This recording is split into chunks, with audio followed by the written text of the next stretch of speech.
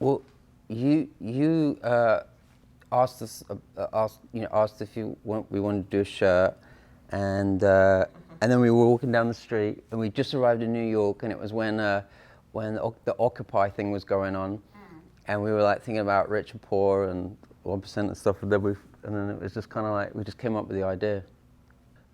One was expensive stains, and then one was poor stains, and then we were just kind of thinking about what an expensive stain and what a poor stain was. Like a big mistake could be an expensive stain, or like organic carrot juice could be an expensive stain.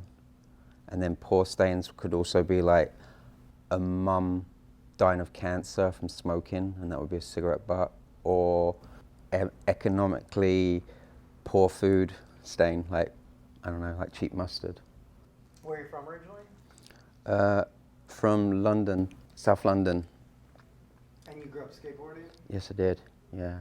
At South Bank, mid to late 80s. Who'd you skate with?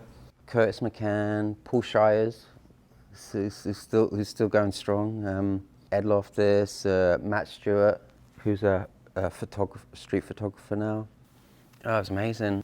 Street skating was just coming out, and yeah, it was awesome. It was just a really great time.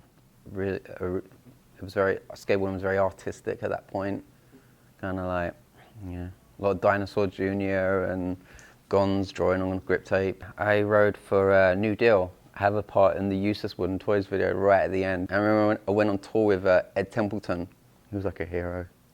I mean, I have issues with my skateboarding.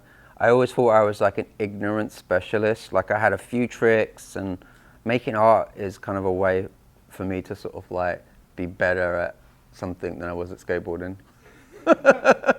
Well, I mean, it was wild because it was like I had two paths in front of me. I wanted to be a writer, so I was going to go to university and like kind of like do that path. And then my friend Ed was in America, and he was like, oh, this guy wants to turn you pro. I'd never heard of the skateboard company or anything, and I was just like, what should I do? And I thought, oh, I'll just go to America for like a little bit, you know, and then I'll go back to school. And then I just ended up staying in San Francisco.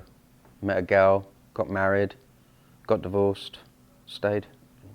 I mean, basically, kind of lost interest in it after less than a year, really. And then basically, then just trying to figure out what to do next. And, you know, discovered drinking and cigarettes and girls that actually liked us because we were English. And that was kind of it. It was kind of sad, you know. It was like we were just kind of coasting for a while, and then I worked in a tea shop, making sandwiches. An English tea shop making sandwiches. I just bought a sketchbook one day, and then just started doing art, and then had a art show at the Adobe Books, and then Jack Hanley saw the show, and then took the work to Miami, and then that was it. It just came out of nowhere, you know. By that time, I was working in a pie shop, and then he told me I should stop my job at the pie shop and then just do art. That was it, really.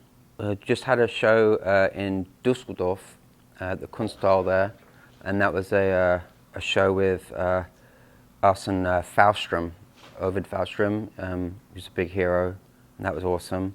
Earlier this year, there was a solo show at the Moudam Museum in Luxembourg, which was a big show.